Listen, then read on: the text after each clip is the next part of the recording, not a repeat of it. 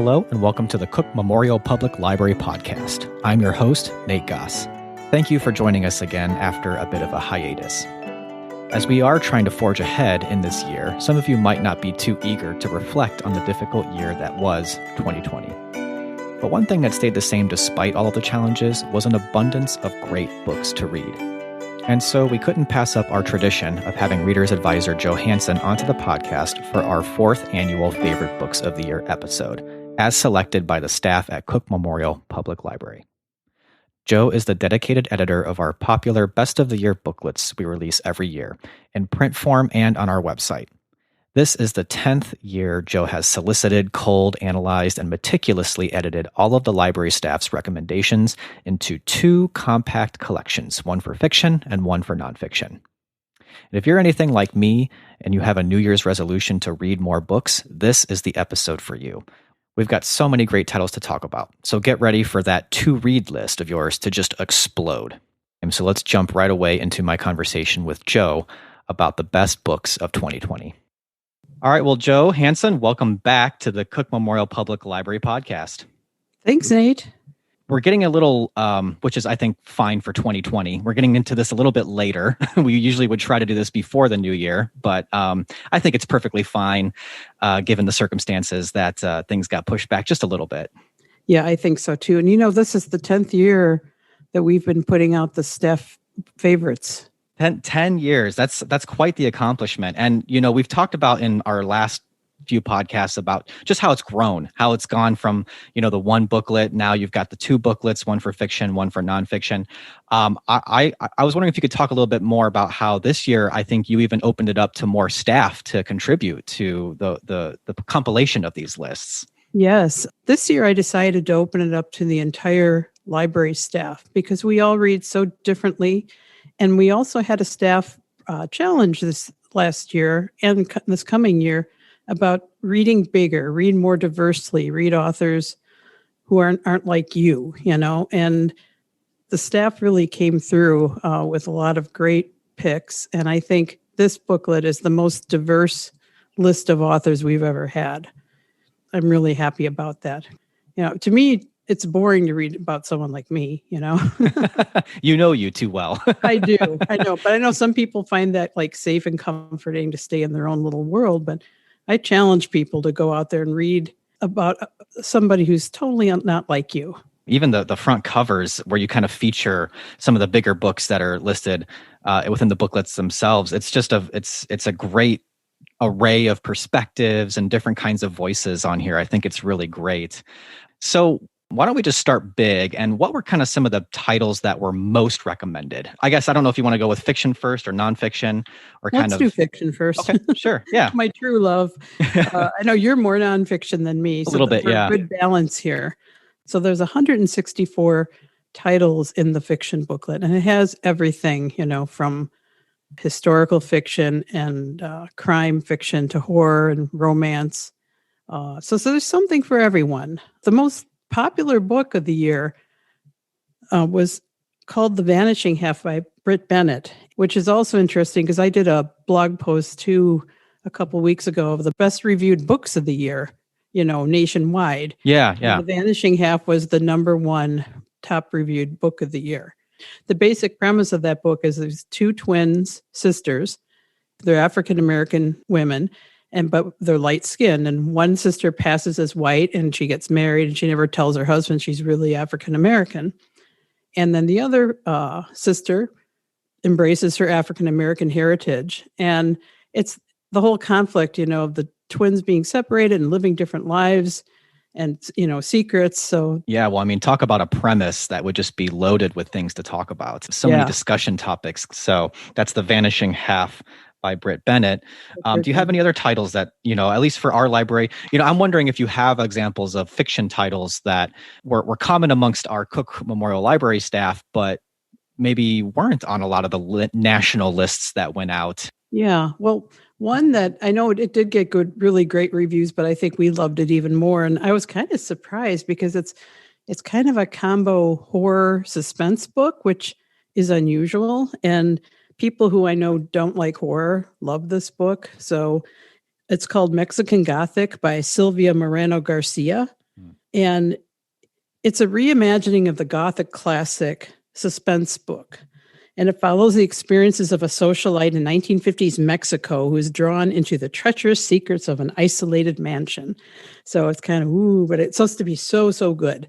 And I won't read horror because I'm a big chicken and I get very scared. But this one I might take up on, because it's Gothic and, like I read Frankenstein and that didn't scare me, too much. So if you want to read something different and you're in Mexico in 1950s, it just sounds so cool. Yeah, it really does. I mean, you said haunted mansion, and so it has kind of like a haunted house kind of thing to it going as well. Yeah. Another one that, and I read this one. It was kind of a dystopian futuristic novel called Leave the World Behind by Rumaan Alam. And the premise of this book is it's in the near future, and this white couple from New York City rent an Airbnb out in like the northern part of New York, just to get away for a week. And very nice place. It's a couple with 2 kids. And suddenly there's a knock on the door, and it's the owners of the Airbnb, and they're an older African-American couple.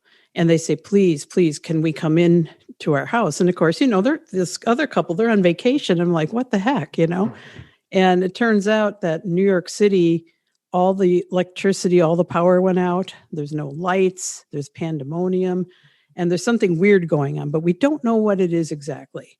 And there's no news, the internet dies. So the couple comes in and they have to coexist during this time, where the resentful family who's on vacation and the elderly couple who own the house, and so that one was, I enjoyed that one. And that would be a really good book club book too. And one other one, we're talking about, bad things happening. A historical novel is called Hamnet by Maggie O'Farrell. The subtitle of the book is Hamnet, a Novel of the Plague. And this takes place in the 1500s in London or in England. And it focuses on Shakespeare, who in real life lost his son Hamnet to the Black Plague. And of course, Hamlet comes from Hamnet, the name when he writes the play Hamlet. It's kind of, we're going through a pandemic like we are now. So if you like historical fiction, that would be a good one to read. And one other one I'll give a shout out to is Transcendent Kingdom, which is about a young woman who her mother moved her from their African village to the United States for a better life. And they moved to the South, and the mother makes her go, to this Baptist church, real strict religious upbringing. And the girl grows up to a young woman to be a scientist. And she is conflicted about her religious upbringing and her science background. And her mother suffers from depression, and her brother ended up getting addicted to pain medicine because he was an athlete. And so she's really interested in the science part of their family's dynamics, the depression and the addiction. Really good book, introspective book, I think. These titles all seem to have so much to chew on, so much to think about, and some really sort of hairy predicaments that you're talking about, things like plagues, nuclear holocausts, rigid religious upbringings. Do you have any recommendations from our booklet? Because you said there's kind of something for everyone. Is there something that, what's wrong with plagues and apocalypse? Hey, I love digging into the darkness. Don't get me wrong. Usually that's what I'm reading. But I know that we are going to have listeners who just, they want the light, the breezy, the fun, escapist kind of read as well. Well, you know what? And I'm kind of known for reading this kind of heavy, dark stuff. Me too, actually. So and I have nothing against romances. I just don't. But it's not my cup of tea. You know. But on the other hand, I am reading one now that is in the favorites booklet. I'm listening to it when I drive to work every day, and I'm really liking it. It's called Beach Read by Emily Henry, and the premise is there are these 2 people who were rivals in college, and they're both writers, and he writes this highbrow literary fiction, think like Jonathan Franzen, some books that take 10 years to write. And she writes romances, and they were always competing with each other in college because they were the 2 best writers. And now it turns out that she has moved into her father's beach house, and next door is this other writer. And of course, the sparks fly, because they kind of challenge each other to each write the other kind's books. So the literary guy has to write a rom-com book, and she has to write a literary heavy book. So that's a fun one. Another one that I like that is more what you can almost call a cozy mystery. It's like a traditional British mystery. It's called The Thursday Murder Club by Richard Osman. The premise is you got these elderly people living in this retirement community, and they're obsessed with unsolved murders. And so they get together every Thursday to go over the cases. And then it turns out there's a real murder in town.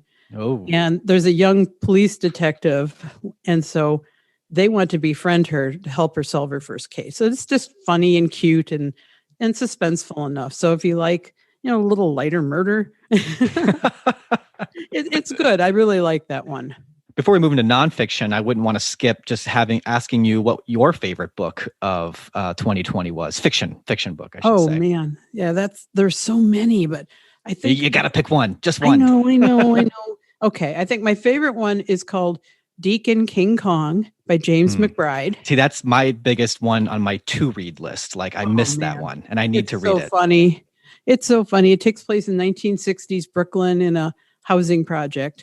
And there's this African-American deacon. They call him King Kong because he's drunk a lot and he drinks this kind of moonshine. I think it's called King Kong, but he walks around in his sport coat and his hat. And one day he sees this kid who he helped kind of look after and coach in baseball. And now he's a drug dealer. And we don't, not sure why, but the deacon who's, old in his 70s shoots him, and that sets off all these things, and it involves the mafia gets involved and other drug dealers get involved. It's really funny though. That's the thing.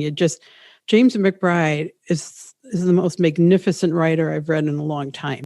If you're looking for just really great writing, check out James McBride. Great. Did you have a favorite novel of the year, Nate?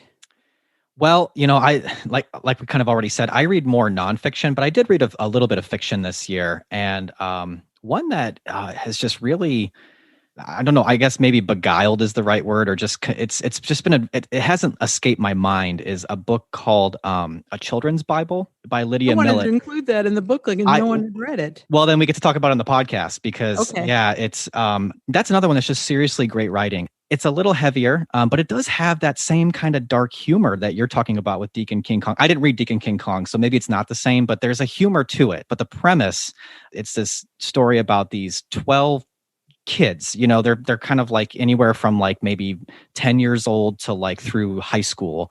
And they're on this vacation they've been forced onto by their parents at this sort of lakeside property.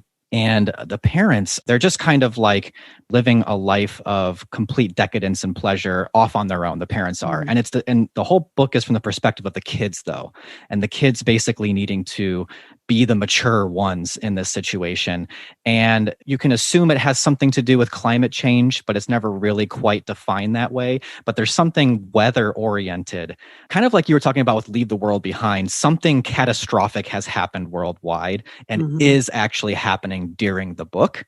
And it just kind of goes through the perspective of these kids who don't really have parents who are taking responsibility during this time, and how they get through this almost survivalist kind of tale. It's called A Children's Bible because one of the younger kids has a children's Bible and thinks it has some kind of code to it that reveals truth about life and about how they're going to get through this.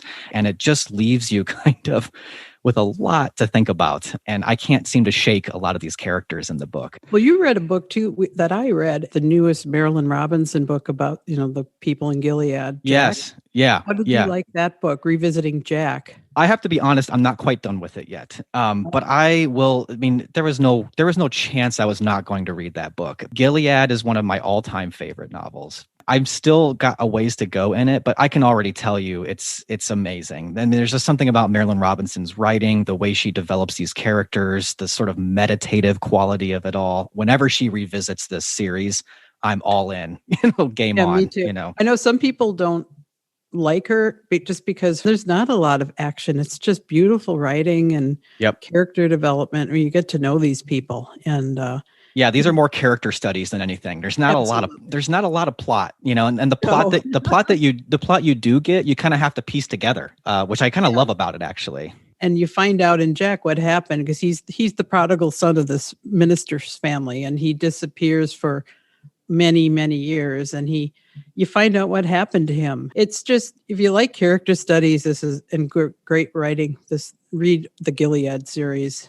And the period too. This is like sort of early to mid 20th century, like rural Iowa. She's got a great sense of that setting and that context as well. It really comes to life. So why don't we pivot a little bit to nonfiction? I know you don't read as much nonfiction, but right. Our nonfiction book has something for everyone. Again, we covered almost all the Dewey Decimal categories, and the most popular book, which you read and I have not, is called Caste: The Origins of Our Discontents by Isabel Wilkerson.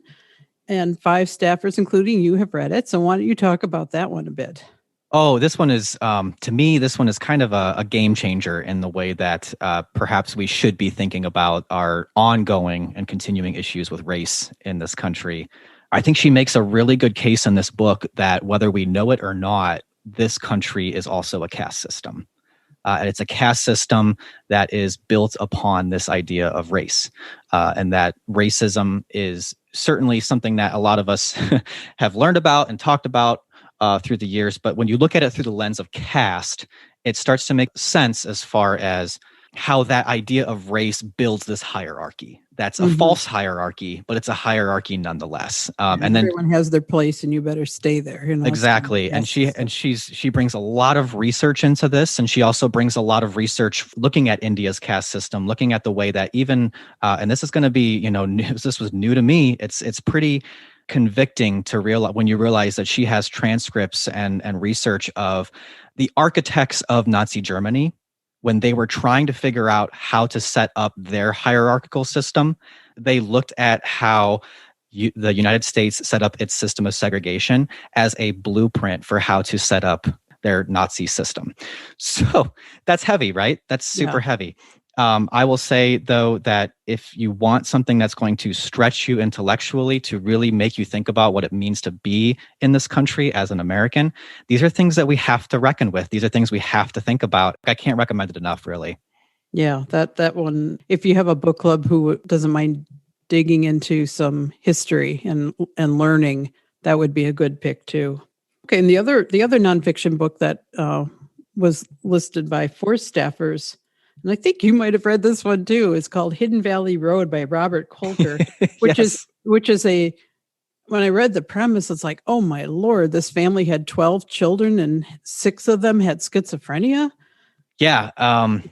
So yeah, I was into some heavy reading over this year. It sounds like this is, though, ultimately a story of resilience and survival through that. It's a tragedy. It's so tragic to read about how this family kind of dissolves over the decades. This was post-war. Historically, I think we think of this as a time when people were approaching and achieving that American dream. And this was like sort of an example of a couple that had it all. He had a great government job.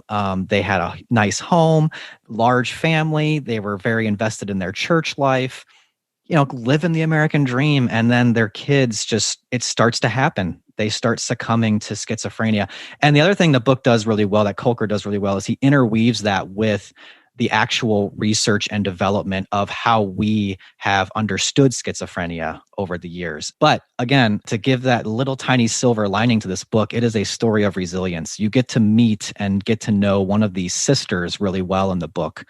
And she never did develop schizophrenia. And just though how she has had to process what that means to live in a family where it happened to so many people she loved. She was harmed a lot by the way the family dealt with it. And still, it not only has survived through it, but has been there for her family.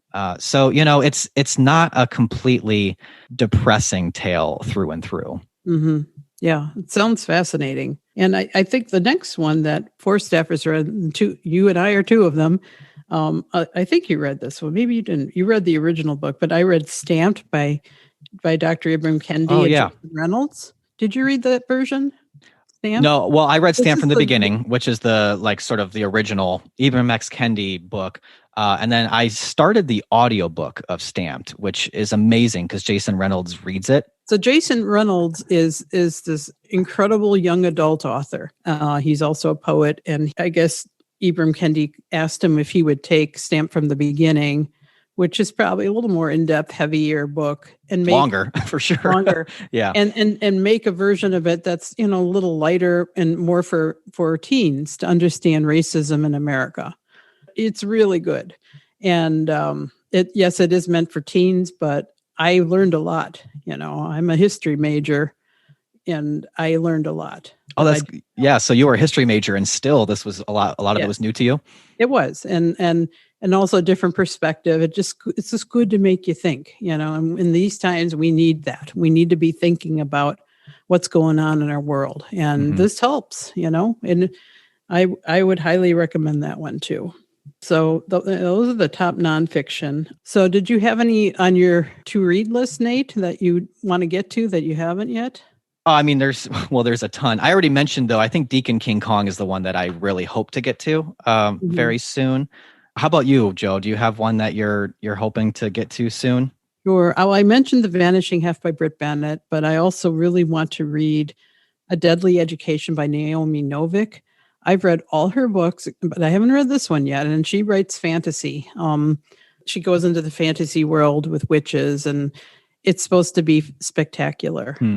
So that if you are into fantasy, that's one to check out. And I would like to also read the Hamnet book by Maggie O'Farrell about the plague. Yeah. For some reason, I just couldn't get myself to read a book about the plague during the pandemic. A little too close to home. Yeah. I think that for nonfiction, one that I'm hoping to eventually get to is they had a new biography of Malcolm X that came out this year.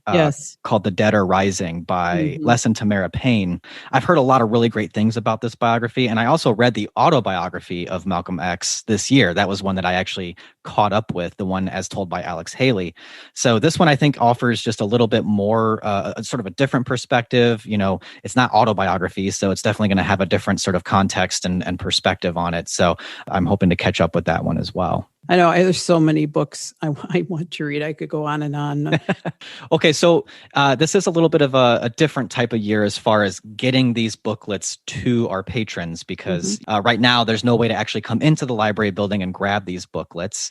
So there is a way now. I will put out a stack of these in our vestibules where we have our holds. Oh, so they'll just be there. Yes, they'll be there. Okay. So if you come in to get your holds, they will be there in a holder, like on a table, both at Cook and Aspen. So people will be able to get them that way. Plus, they are all online. You can see them virtually on our website.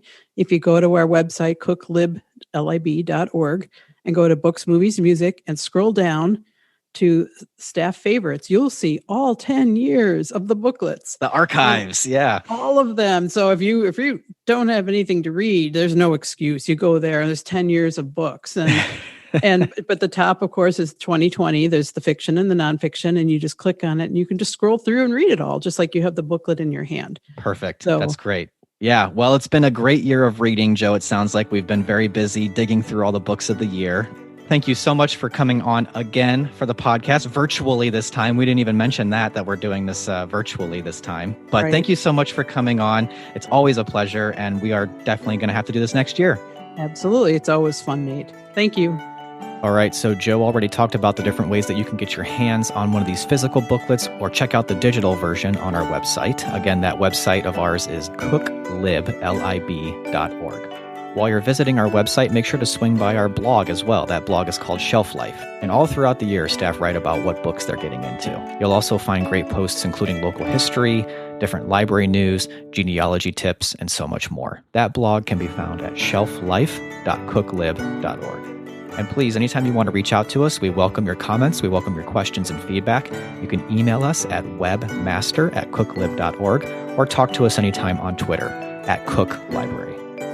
And if you liked this podcast episode, please share it with your friends and family and consider leaving a nice rating in Apple Podcasts. Those ratings go a long way in getting our podcast noticed and out to new listeners. We will be back soon, but until then, keep reading, keep watching, and keep listening.